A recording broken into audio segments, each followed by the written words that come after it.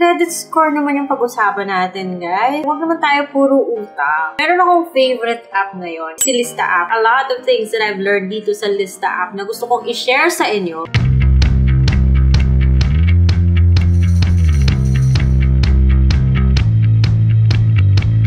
Through the Lista app, we can get our credit report at malalaman natin yung ating credit score. A month ago, nag-register ako dito sa Lista app at nalaman ko na yung credit score ko, it may not be as bad as it was before. Poor pa rin siya. So the goal is maging fair and then eventually maging good, maging very good, maging excellent. Para hindi na ako matanggihan ng kung anong financial institution dyan na gusto kong utangan, charot. Diba? With a better credit score, with a high credit score, eventually, makakapunta tayo sa mga bangko, sa mga financial institutions, makakapag-credit card tayo, kung saan yung mga interest at yung mga offers are far better than mga OLA na nakasanayan na natin, na mas familiar tayo. At doon ko rin nalaman sa Lista app kung sino-sino mga loan apps yung nag-report para tumaas yung aking credit score. Wala pa kayong mga Lista app, ilalanin si Lista guys through this video. Tapusin nyo. Marami kayong matututunan dito, hindi yung mga kung ano-ano dyan na based on feelings lang. Kaya dito sa Lista app guys, makikita mo yung credit score mo. Syempre, hindi siya free kasi sa pagkuha ng credit report or credit score, kailangan magbabayad ka ng $199. But masyado akong atap guys na hindi ko malang hinintay na magkaroon siya ng pro. Last month, when I got my credit score, meron siyang alert me in certain number of days. Eh, ako excited din. Nung in-alert ako na pwede nag-refresh na, may bago na akong credit report, hindi ba lang ako nag-isip? Akala ko kasi free. Pero syempre, excited na excited. So, nagbayad ako ng $199.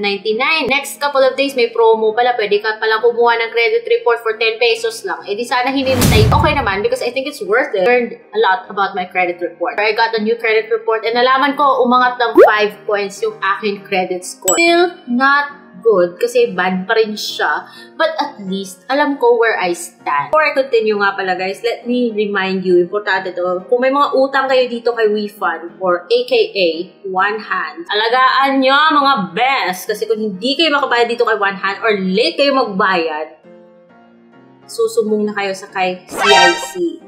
Lalabas yun sa credit report nyo tulad nito. Bago ako nagkaroon ng problema kay WeFund, saka bago ako nagkaroon ng problema dito kay Tala, pasado ako dati sa PS Bank na auto loan. Nagka-problema ako kay Tala tsaka kay One Hand. The next time na nag-apply ako kay PS Bank, hindi na ako pumasa. Decline na ako guys.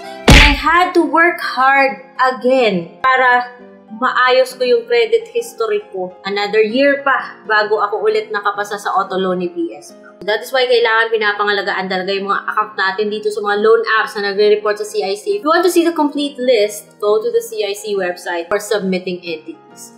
Nandun si One Hand, nandun si Tala, at iba pa. Ayun, the goal here is from fair, magiging good, magiging very good, and eventually maging excellent. It takes a lot of hard work. And through the Lista app, makikita mo naman yung tips doon. Kasi it will help you understand kung bakit ganun yon. So, for example, sa akin, poor daw siya, I can click full details para malaman ko kung sino-sino yung nag-report sa akin negative, may negative report, at kung sakali kailangan kong i-dispute, then i-dispute ko siya. And also, makikita ko rin kung sinong mga companies ang nagre-report. At what can hurt your credit score? Not paying on time, applying for a lot of debt, and closing your unused credit account. So, hindi po maganda na masyado rin maraming utang. And at the same time, kung meron kang credit card, kahit na hindi mo ginagamit, huwag mo nang ipa-close, basta good standing. Ito yung feedback ko about CIBI at yung kay Lista. Hindi po siya complete. Because meron naman akong credit card where I'm a very good payer, yung Metrobank ko. That's exactly why kumuha ako ng secured credit card. At bakit hindi pa nagre-report si Metrobank dito? I don't know kung hindi lang siya nasasama sa report na to. Kulang lang talaga yung report na ginagawa ni CIBI. Hindi po siya updated or baga. Or bale, hindi po siya complete. Something's wrong. Dapat lumabas yung ibang loans ko dito kasi good record po ako. And I'm sure kung lumabas si Metrobank dito, mas mataas pa siguro yung credit score ko ngayon. Sana they strive harder para gawing complete yung credit report. Kasi dito, paano si Maya? Paano si G-Credit? Paano si S-Loan? Yung gano'n, nagre-report yun sa CIC, pero bakit wala sila dito? So yung nakita ko lang is si CIMB at si Una Cash, what can we learn from this? Meron tayong Revi Credit, meron tayong Cash, or Digido. Nakita ko rin pala si Digido. Pangalagaan natin yung mga ganitong accounts dahil andito po sila, nagre-report. And for sure, there are many others. Yun nga lang, I feel like hindi talaga siya complete. So, sana naman, lista, CIBI, please lang, kumpletuhin nyo yung report nyo.